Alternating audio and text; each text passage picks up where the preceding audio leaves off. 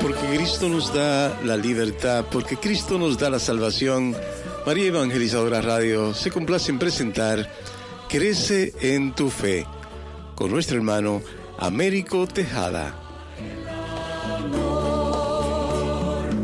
Cuando luche por la paz y la verdad la encontraré. Saludos en este glorioso día y bendiciones a los radio clientes que escuchan María Evangelizadora Radio, que están sedientos de la palabra de Dios. Les envío un saludo, su hermano Américo Tejada, de la parroquia San Simón Stack San José, que está localizada en el Bronx y pertenece a la Arquidiócesis de Nueva York. Estamos aquí todos los miércoles de 4 a 5 p.m. y los sábados de 9 a 10 a.m. hora de Nueva York. Si se quieren poner en contacto con su servidor, pueden llamarme al 718-933-5299 o mandarme un mensaje de texto por WhatsApp al 917-860-3678. En este segmento de estudio bíblico titulado Crece en tu Fe, estamos estudiando una obra titulada Jesucristo nuestro Salvador. La Iglesia Católica explica cuál es el proyecto de Dios para el hombre cuando dice: Dios, infinitamente perfecto y bienaventurado en sí mismo, en un designio de pura bondad, ha creado libremente al hombre para hacerle partícipe de su vida bienaventurada.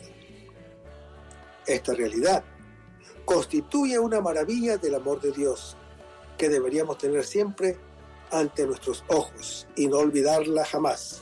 Sin embargo, parece que este mundo tan secularizado y autosuficiente no espera ni confía alcanzar una vida feliz, plena y eterna, y parece tener miras más cortas y materiales.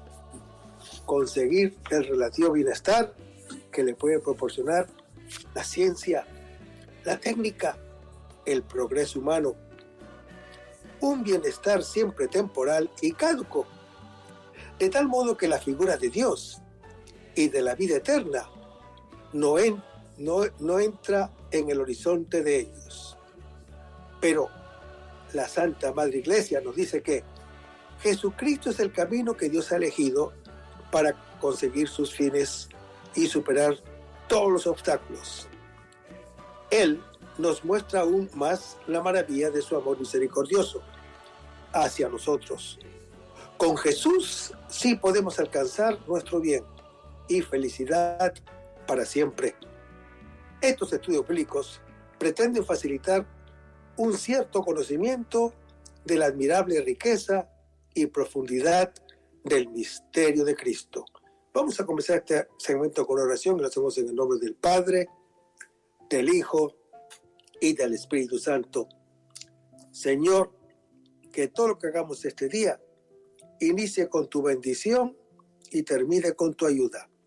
Que todo lo que digamos este día sea motivado por tu amor e inspirado por tu gracia. Que nuestras obras de este día reciban tu inspiración y perduren en tu paz. Todas estas cosas, Padre Celestial, te las pedimos en el dulce y poderoso nombre de tu Hijo Jesús, que vive y reina en unión del Espíritu Santo, quien es Dios, por los siglos de los siglos. Amén. Los créditos de estudio público son dados al Padre Vicente Ferrer Barrientos y a la Biblia de Jerusalén que estamos usando para estos estudios bíblicos.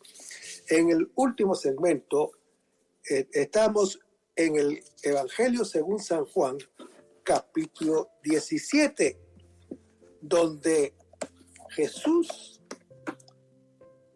dice: glorifica a tu Hijo para que el Hijo te glorifique.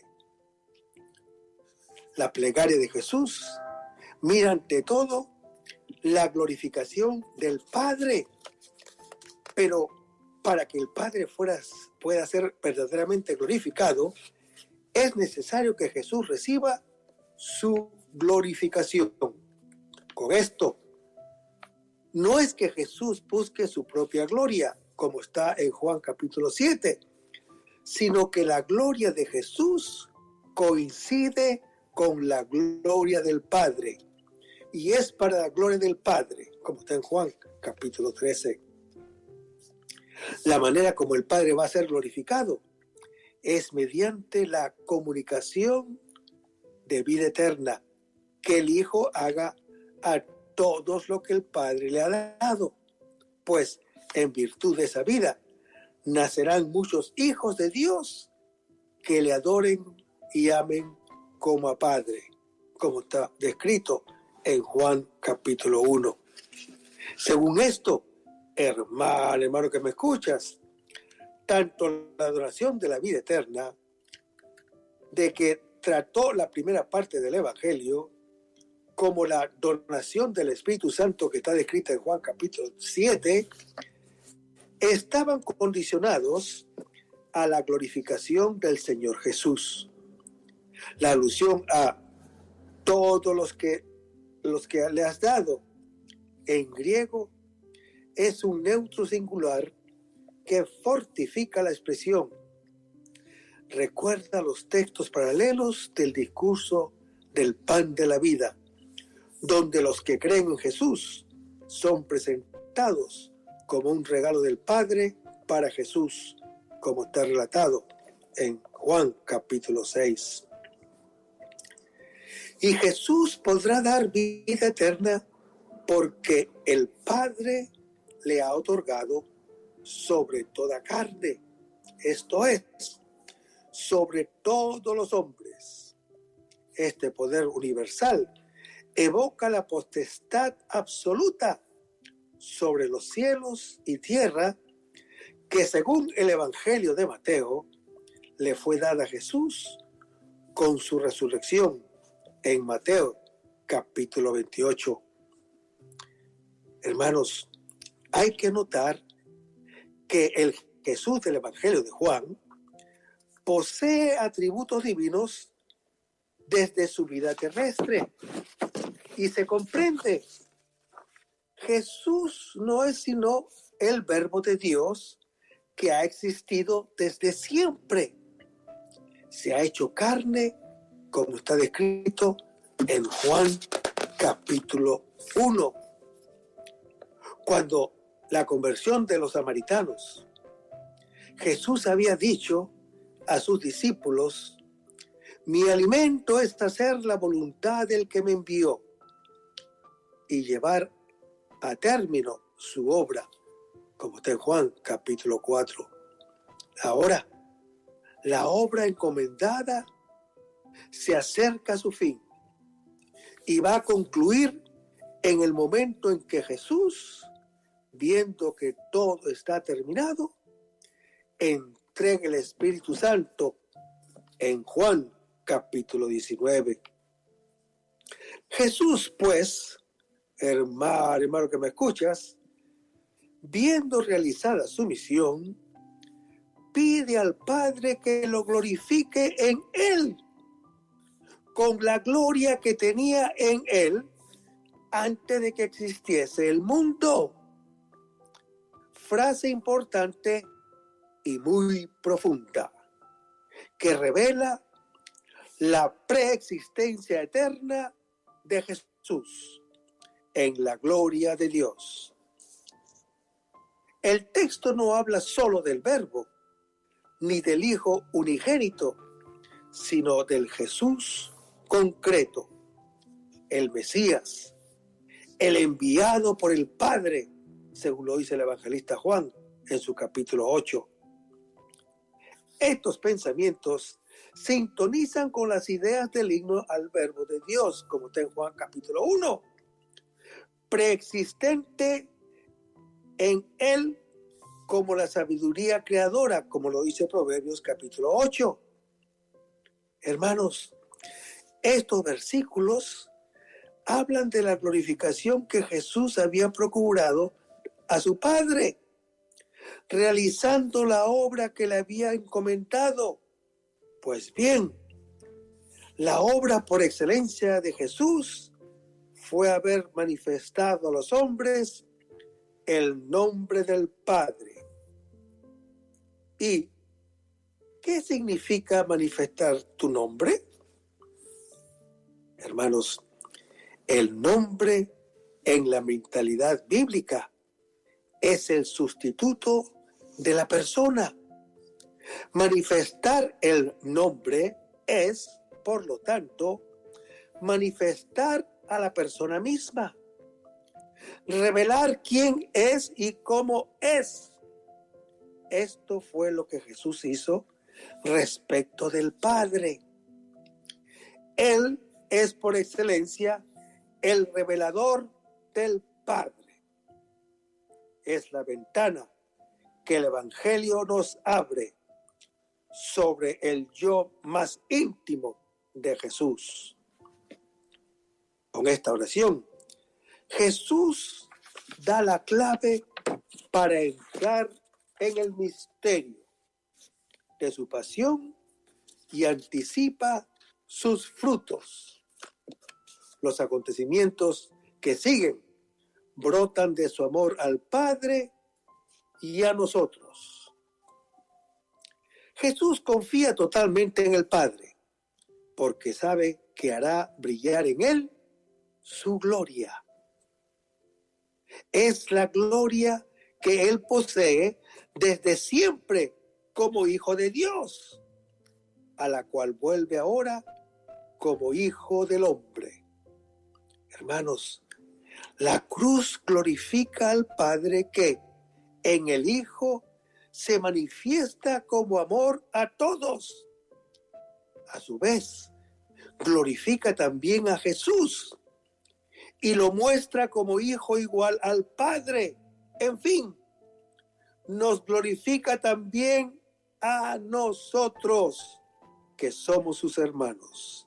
En efecto, hermano que me escuchas, la glorificación que Jesús pide para sí no es tanto el culto que le rendirán los creyentes, sino más bien su regreso al Padre, con el cual nos entrega al Espíritu Santo, que nos hace hijos en el Hijo. La palabra, al hacerse carne, entró en el tiempo y en el espacio para abrir todo espacio y tiempo a la gloria. Del cielo bajó el Hijo, del cielo bajó el Espíritu Santo sobre él. Del cielo vino también la voz del Padre. A los discípulos Jesús les había prometido que habrían de ver el cielo abierto sobre el Hijo del Hombre.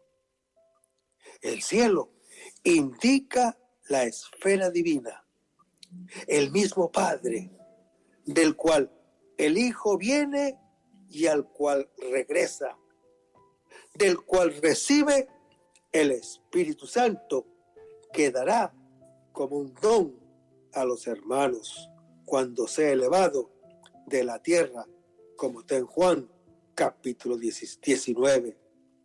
Hermanos, el cielo abierto como comunión plena entre Dios y el hombre será su costado abierto, del cual se derrama sobre el mundo el misterio de Dios. En la Biblia, el término gloria no indica la fama de la cual uno goza ante los otros.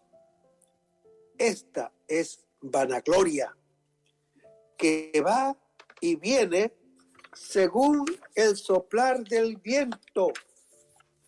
La gloria que nadie nos puede arrebatar es el valor que tenemos ante Dios. Valemos lo que vale Él mismo, que es amor infinito para nosotros. Porque tú eres valioso ante mis ojos, eres estimado y yo te amo, dice el Señor en Isaías capítulo 43.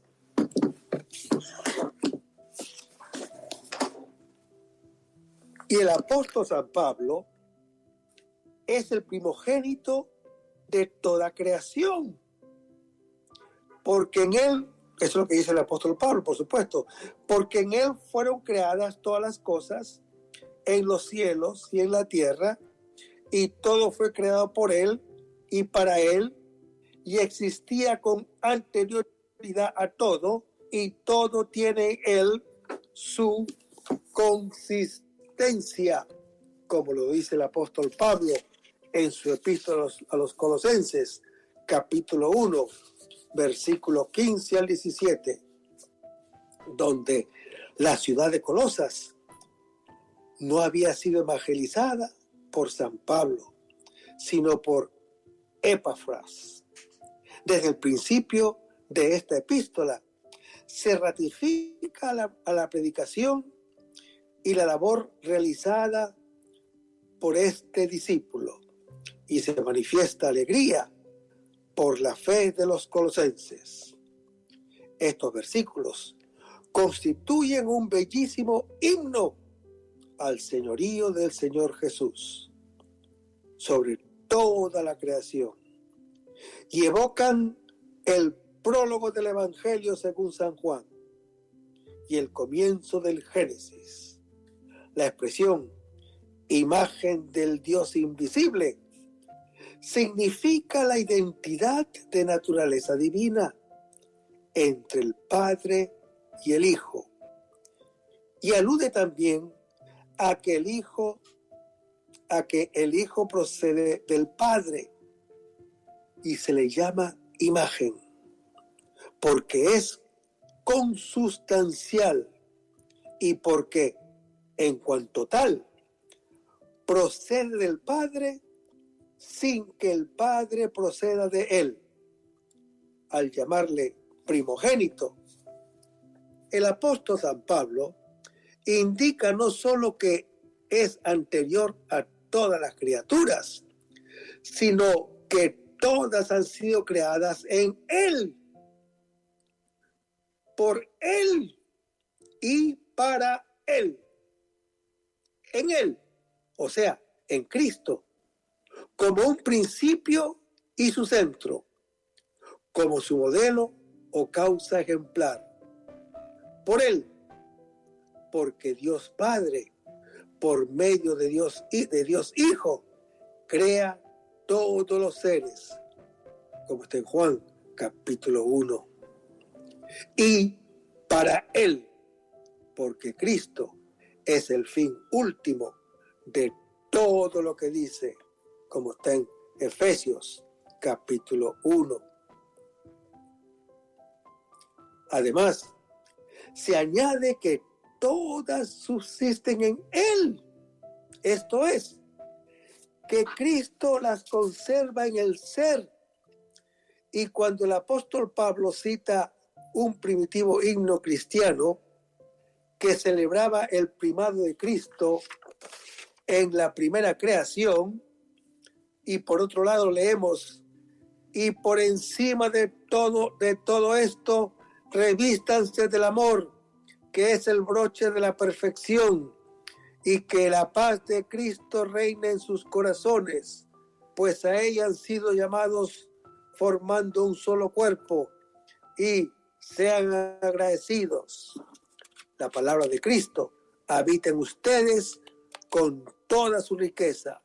Instrúyanse y amonéstense con toda sabiduría, cantando a Dios de corazón y agradecidos salmos, himnos y cánticos inspirados, como está en Colosenses capítulo 3.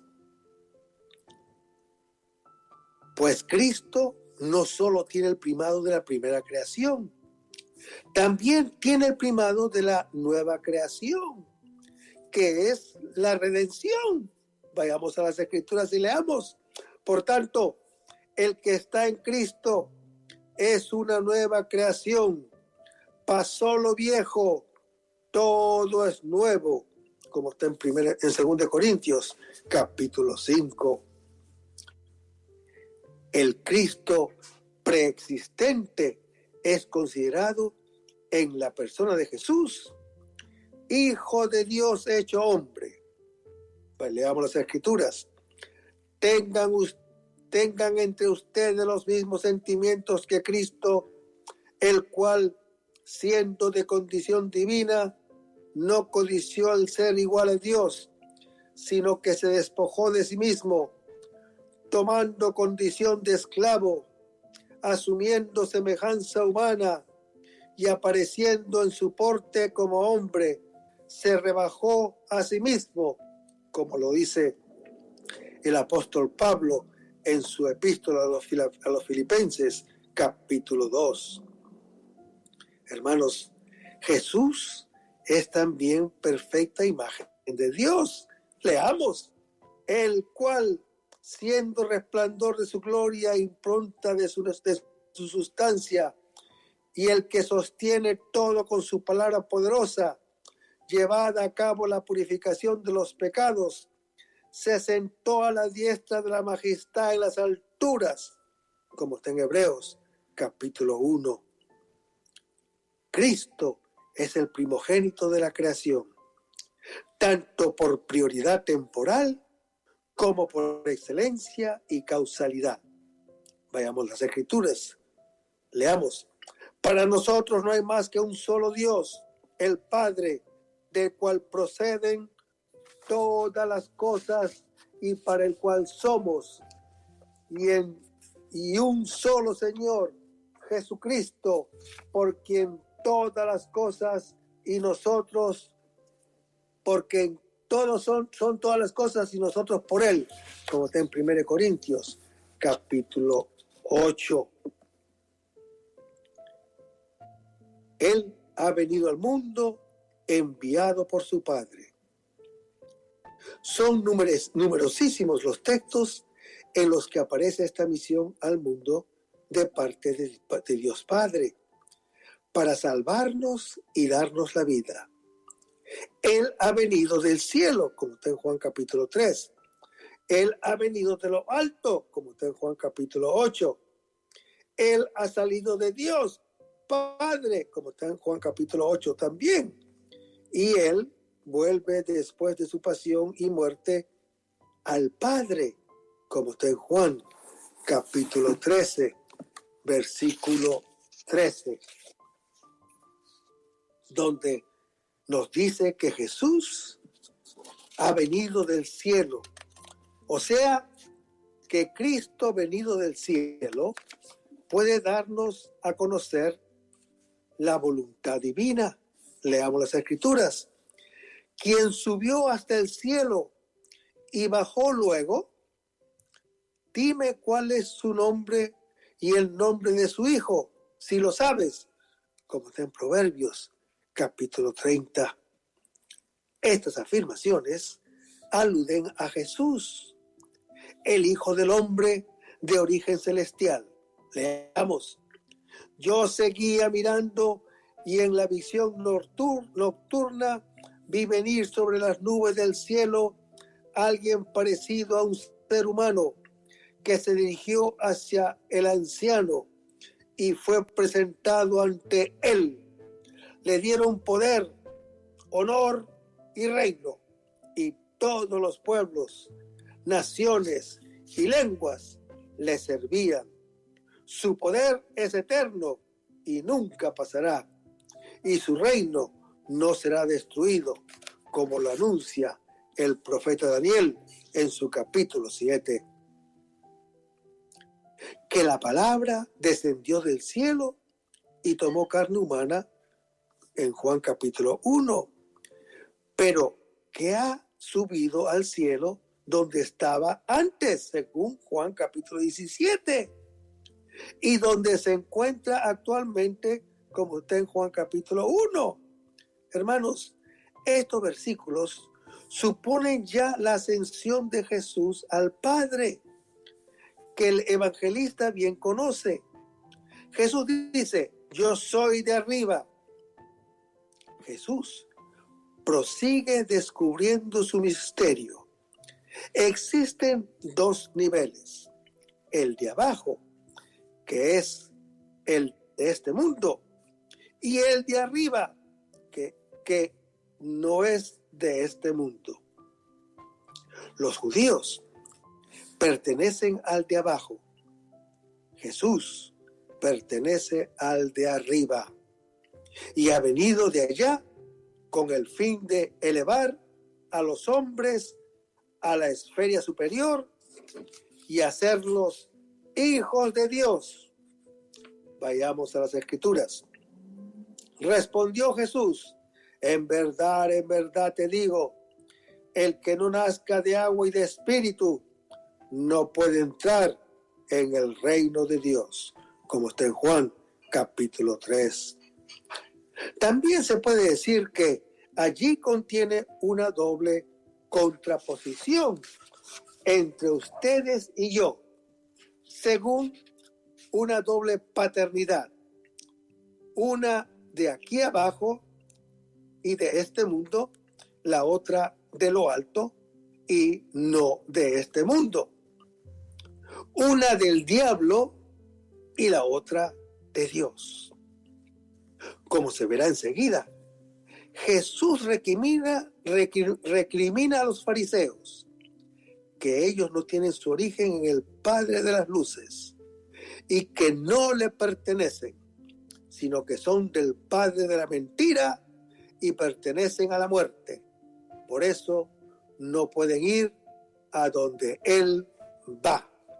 Para ellos, la muerte, en lugar de ser un retorno al Padre, es una frustración total, un morir en los pecados.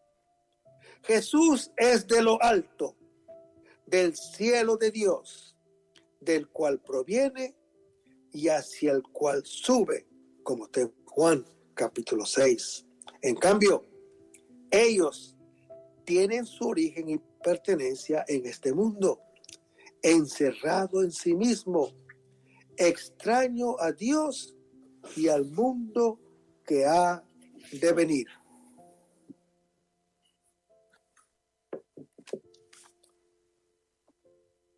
Él,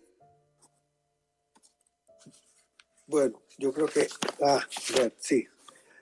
Jesús afirma su igualdad y su especialísima comunión con Dios, Padre, cuando dice: si me conocierais a mí, conoceríais también al Padre, como está en Juan capítulo 8, versículo 19. Hermanos, los fariseos comienzan rechazando el testimonio que Jesús ha dado de sí mismo. Pero Jesús arguye en favor de su propio testimonio y del juicio que Él emite. Afirma que su testimonio y su juicio son valederos. Hay razones para ello, según la ley. Para que un testimonio valga, debe brotar al menos de 2 personas, como está en Deuteronomio capítulo 17. Ahora bien, hermano que me escuchas, el testimonio de Jesús brota en realidad de 2 personas, de Él y del Padre, que lo envió, como está en Juan capítulo 5. Se trata, además, de un testimonio consciente. Él sabe de dónde viene y a dónde va, como está en Juan capítulo 16. Conoce su verdadero origen. Sabe que el Padre está con Él, en Él, y que los dos son uno. La pregunta de los fariseos: ¿dónde está tu Padre?, se sitúa al estilo de las otras, en el plano de las realidades terrestres, como la de los 46 años se han tardado en construir este santuario, y tú lo vas a levantar en 3 días, como se lo dicen a Jesús en Juan capítulo 2. Como cuando le dice Nicodemo: ¿cómo puede uno nacer siendo ya viejo? ¿Puede acaso entrar otra vez en el seno de su madre y nacer? Como lo dice Nicodemo en Juan capítulo 3. O como cuando la mujer samaritana le dice: Señor, no tienes con qué sacarla y el pozo es hondo. ¿De dónde pues tienes esa agua viva? Como se lo dice Jesús a la samaritana en Juan capítulo 4. O como cuando está en la sinagoga de Cafarnaúm y Jesús les habla del pan de Dios que baja del cielo y da la vida al mundo, a la cual los judíos responden: Señor, danos siempre de ese pan, como está en Juan capítulo 6. Pero en todas estas respuestas hay un sentimiento de incredulidad. Jesús responde aludiendo a su origen celeste. Si los fariseos conocieran quién es realmente Jesús, conocerían también quién es su verdadero Padre. Pero permanecen en la ignorancia. Jesús es el Hijo, cuyo ser significa relación con el Padre. No existe el uno sin el otro. Es el misterio de la unidad y de la distinción entre Padre e Hijo, cuya vida es el amor recíproco. Padre e Hijo son dos, y no obstante, uno. Por eso Jesús, un poco más tarde, diría: yo soy, atribuyéndose lo que es exclusivo de Dios. Las obras de Jesús en favor de los hombres dan a conocer al Padre, y la obra del Padre es que los hombres crean en el Hijo que Él ha enviado, como está en Juan capítulo 6.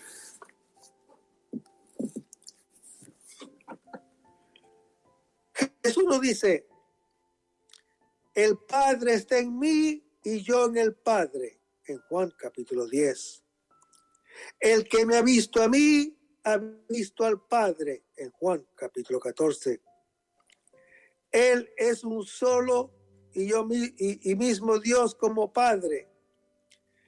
El Padre y yo somos uno, lo dice en Juan capítulo 10. Aquí Jesús se declara abiertamente Dios, como bien entienden los judíos. Vayamos a Juan capítulo 14, versículo 10. Hermanos, sin comprender la palabra de Jesús, Felipe desea claridad y sencillez. Él tiene la convicción que jamás haber visto al Padre, y por eso dice: muéstranos al Padre y nos basta. Felipe expresa el anhelo universal de todo hombre religioso. La intervención de Felipe da ocasión para que Jesús revele su pensamiento con plenitud.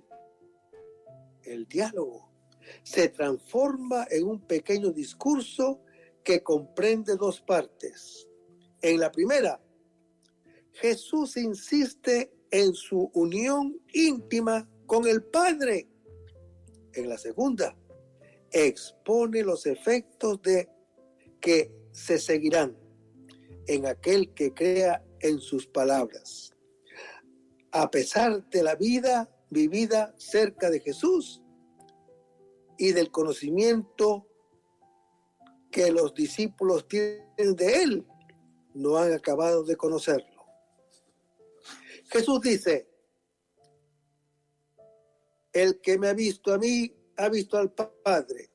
Sí, hermanos, sí, los discípulos conocen ya al Padre y lo han visto, porque viendo a Jesús se ve al Padre. Jesús es la revelación del Padre y el Padre se está revelando en Jesús. Y la razón última de este misterio de conocimiento se encuentra en la unión mutua que existe entre ambos. Yo estoy en el Padre y el Padre está en mí, nos dice el Señor Jesús. Hermanos, esta es una nueva afirmación de la íntima unión de Jesús con el Padre, en virtud de la cual, donde está Jesús, está el Padre. Y donde está el Padre, allí también está Jesús. La teología ulterior podrá emplear este texto para afirmar en Dios la unidad de naturaleza y la distinción de personas. Esta expresión es fuertísima y tiene alcances cristológicos de gran importancia. Si esta unidad entre el Padre y Jesús es ante todo en la línea de la misión y en el orden del dinamismo, sin embargo, lleva consigo implicaciones metafísicas. La reflexión teológica posterior deducirá de aquí la divinidad de Jesús y descubrirá la distinción personal entre el Padre y el Hijo en el seno de Dios. De la estrecha unión entre el Padre y Jesús brotan dos consecuencias. Las palabras que Jesús habla no las habla por sí mismo, sino que son las palabras del Padre, como está en Juan capítulo 12. Y las obras que Jesús realiza no son obras suyas, sino que son las obras del Padre que mora en él, como está en Juan capítulo 5. Hermanos, Jesús hace una exigencia de fe cuando dice: créanme. Si la mente no alcanza a comprender el misterio de unión que existe entre el Padre y Jesús, allí están las obras que dan testimonio, como está en Juan capítulo 10. Ellas son signos divinos que invitan a superar los niveles de la razón y a situarse en una dimensión de fe, como está en Juan capítulo 5. Aquí se alcanza el clímax de la revelación de Jesús y se corresponde con su afirmación sobre el Hijo del Hombre, que se sienta a la derecha del poder de Dios, como está en Lucas capítulo 22. Hermanos, el Padre y el Hijo son plena comunión de amor, un único ser y obrar, comprender y querer. Es el misterio de Dios, que es uno, pero no solo. Es perfecta unidad de amor entre Padre e Hijo. Y después Jesús nos dice: el que me ha visto a mí, ha visto al Padre. Estas palabras son el compendio de la revelación cristiana. El rostro del hombre Jesús es el rostro. Él es el unigénito que desde siempre está en el seno del Padre, que ha venido a nosotros para mostrárnoslo. El rostro del Hijo, que es amor sin condiciones, es el mismo rostro del Padre. En el Nuevo Testamento, ordinariamente, el nombre de Dios se dirige al Padre, mientras que a Cristo se le da el título de Hijo de Dios. Sin embargo, hermano que me escuchas, existen otros pasajes en los que directamente se le domina Dios, ciertamente que ha habitado intentos o que ha habido intentos de negar la autenticidad crítica de estos textos o de interpretarlos de modo que se les quita todo valor histórico, considerándolos como fruto de una creencia tardía de los primeros cristianos. En la actualidad, La mayoría de los exegetas admiten como indudables los siguientes. El prólogo del Evangelio de San Juan.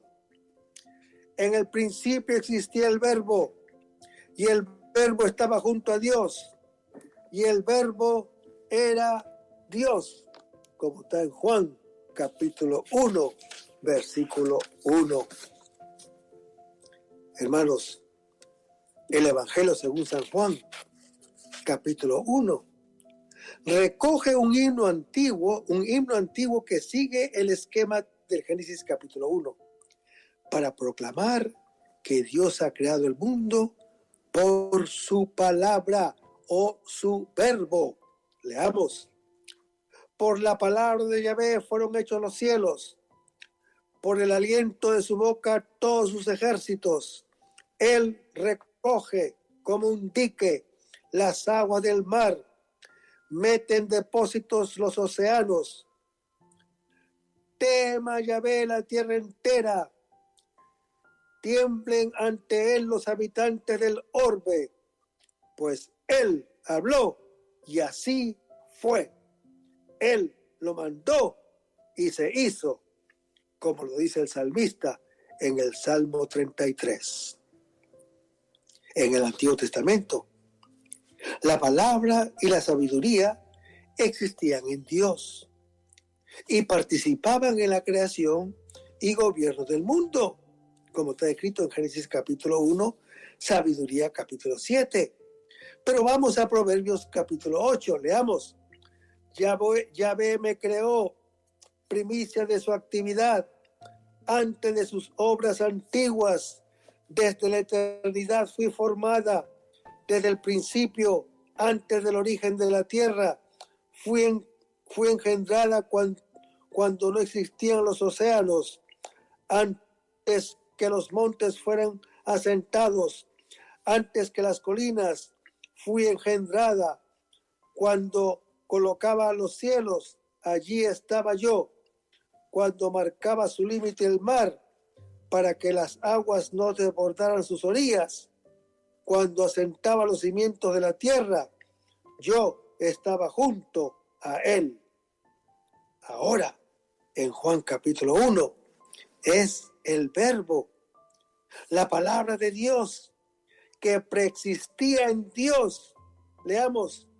Ya les he dicho que morirán en sus pecados, porque si no creen que yo soy, morirán en sus pecados, como lo dice el Señor Jesús en Juan capítulo 8. Hermanos, este Verbo, quien fue enviado al mundo por el Padre, como está en Juan capítulo 3, después, acabada su misión, volvió al Padre, como está en Juan capítulo 20. En el Nuevo Testamento es el evangelista Juan quien despega plenamente, gracias al hecho de la encarnación, la naturaleza personal de esta palabra subsistente. San Juan, el evangelista, anuncia en el prólogo los grandes temas que desarrollará a lo largo del Evangelio. Después es el Verbo eterno de Dios, Jesús. Jesús es el Verbo eterno de Dios que ha venido al mundo para comunicar a los hombres, mediante sus palabras y sus obras, la verdad sobre Dios y sobre sí mismo. Leamos las Escrituras. El Padre que me las ha dado es más grande que todos, y nadie puede arrebatar nada de la mano del Padre. Yo y el Padre somos uno, como lo dice en Juan capítulo 10. Y también a hacerles partícipes de la vida divina en Juan capítulo 3.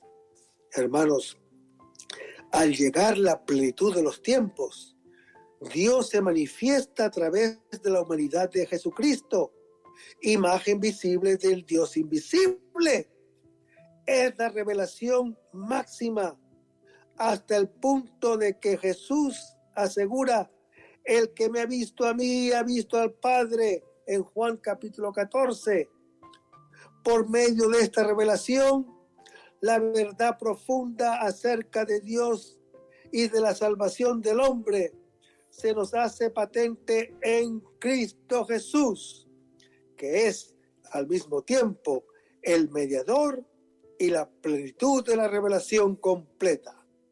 A la vez, el prólogo es un himno cristológico que proclama la divinidad y la eternidad del Verbo encarnado, su participación en la obra creadora, su acción peculiar de iluminar interiormente a los seres racionales, su venida al mundo y su rechazo por parte de éste, los dones que otorga a quienes le reciben, la carne que asumió para habitar entre nosotros, manifestando en ella su gloria divina y la misericordia salvadora de Dios, que solo Él puede dar a conocer. En resumen, hermano que me escuchas, San Juan el Evangelista, como hará San Pablo apóstol en sus epístolas hacia los Colosenses capítulo 1 y Filipenses capítulo 2, donde nos anuncia quién es realmente Jesucristo, de dónde procede, cómo ha venido al mundo y qué ha hecho en favor de los hombres. Para esto, presenta al Verbo de manera similar a cómo se habla de la sabiduría de Dios en el Antiguo Testamento, personificada, eterna, partícipe en la creación e instrucción de los hombres, como está en Eclesiástico, capítulo 24. San Juan expresa de manera concentrada la realidad insondable de la encarnación. El verbo griego corresponde a habitó, que significa etimológicamente erigir la tienda donde se vive, y de ahí habitar en un lugar evoca el tabernáculo de los tiempos del Éxodo de Israel, cuando el Señor mostraba su presencia en medio del pueblo mediante ciertos signos de su gloria, como la nube sobre la tienda del encuentro en Éxodo capítulo 25. Además, en el Antiguo Testamento se anuncia que Dios, y en particular su sabiduría, habitará en medio del pueblo, como está en Jeremías capítulo 7.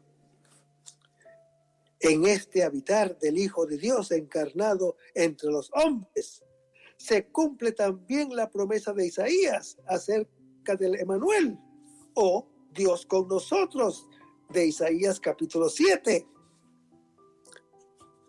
En el principio existía el Verbo.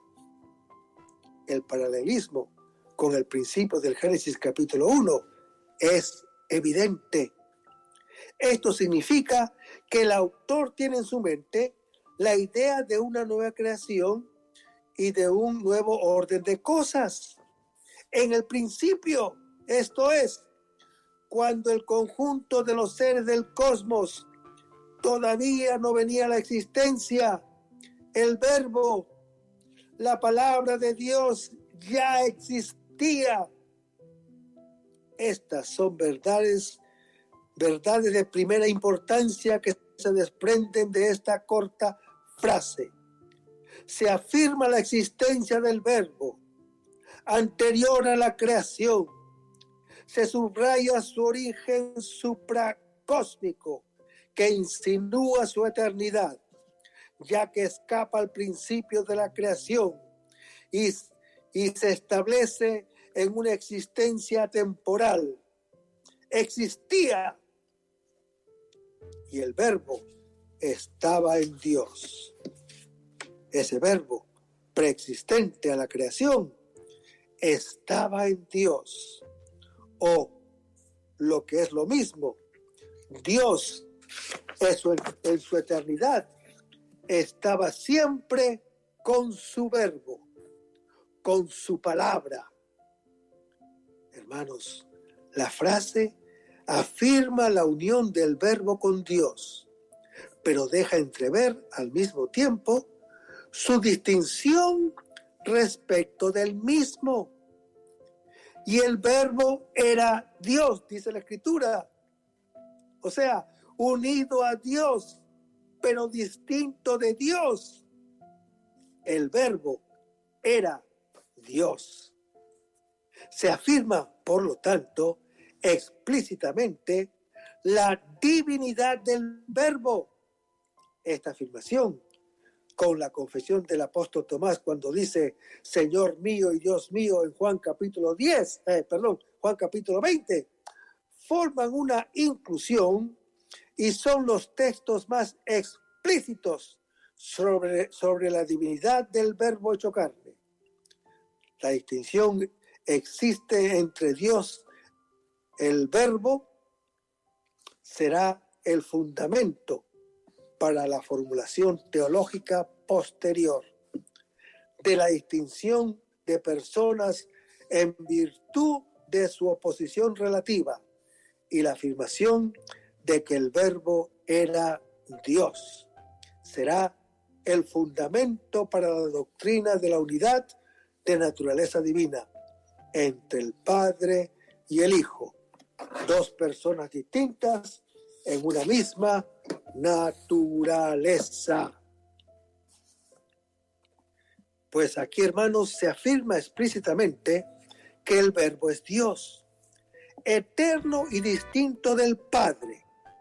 En los versículos siguientes se habla de su participación en la obra de la creación, de su venida al mundo para comunicarnos la filiación divina. Se habla de su encarnación. Él es el unigénito de Dios que nos da a conocer al Padre. En Juan capítulo 20 respondió Tomás y dijo, Señor mío y Dios mío. Hermanos, el reconocimiento de Tomás, un judío monoteísta, llamando Dios mío a Jesús resucitado, es muy claro en Juan capítulo 20, versículo 28. Esto, hermanos y hermanas que me escuchan, está preciosísimo, pero vamos a seguirlo en el próximo segmento. Vamos a despedirnos en este momento con una oración y lo hacemos en el nombre del Padre, del Hijo y del Espíritu Santo. Señor Jesús, ayúdanos a conservar el fervor espiritual, la dulce y confortadora alegría de evangelizar, incluso cuando hay que sembrar entre lágrimas, como Juan el Bautista, como lo hicieron los apóstoles Pedro y Pablo y los otros apóstoles, y también esa gran multitud de evangelizadores que se han sucedido a lo largo de la historia de la Iglesia Católica, con un ímpetu interior que nada ni nadie sea capaz de extinguir. Señor Jesús, que sea esta la mayor alegría de nuestras vidas entregadas al Evangelio. Y ojalá que el mundo actual pueda así recibir la buena nueva de tu Evangelio, porque tenemos la tarea de anunciar el reino de Dios y de implantar tu iglesia en este mundo que todavía no te conocen. Todas estas cosas, Padre Celestial, te las pedimos en el dulce y poderoso nombre de tu Hijo Jesús, que vive y reina en unión del Espíritu Santo, quien es Dios, por los siglos de los siglos. Amén. Hasta el próximo segmento. Que el Señor los bendiga.